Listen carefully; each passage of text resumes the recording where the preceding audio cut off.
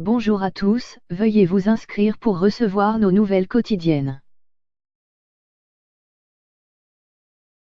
Procès des Balkany, elle, c'est la stratège, lui c'est l'exécutant. Alors que Patrick et Isabelle Balkany comparaissent ce lundi pour corruption, prise illégale d'intérêts et blanchiment de fraude fiscale, l'auteur de Balkany l'impuni revient sur l'histoire de ce couple hors norme.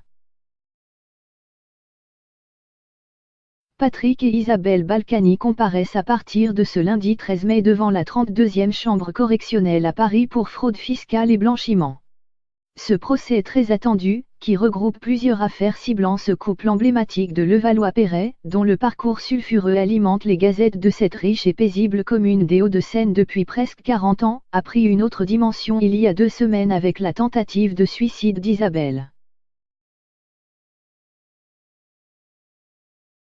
Dans un long billet publié sur Facebook, la première adjointe de Levallois, dont l'état de santé pourrait conduire au report de l'audience, se disait fatiguée que tout ce que j'ai pu, tout ce que nous avons pu, accomplir pendant tant d'années, soit à jamais effacé par l'encre indélébile d'une instruction exclusivement à charge. Elle ajoutait « Je suis fatiguée de voir en souffrir l'homme de ma vie, que j'aime et que j'admire pour tout ce qu'il a réalisé. » En matière d'instruction, les 2 prévenus sont en effet servis. Dans leur ordonnance du 6 juillet dernier, les juges Renaud Van Rymbeek et Patricia Simon évaluent à 13 millions d'euros le montant des avoirs dissimulés par le couple. Ils estiment qu'il a, de façon habituelle, dissimulé à l'administration fiscale des revenus occultes et un patrimoine tout aussi occulte en ayant recours à des prête-noms et à des structures offshore. Il se composerait notamment d'une propriété, la villa Pamplemousse à Saint-Martin, que Balkany, 70 ans, a finalement reconnu détenir après avoir nié en être propriétaire, et d'un riad à Marrakech.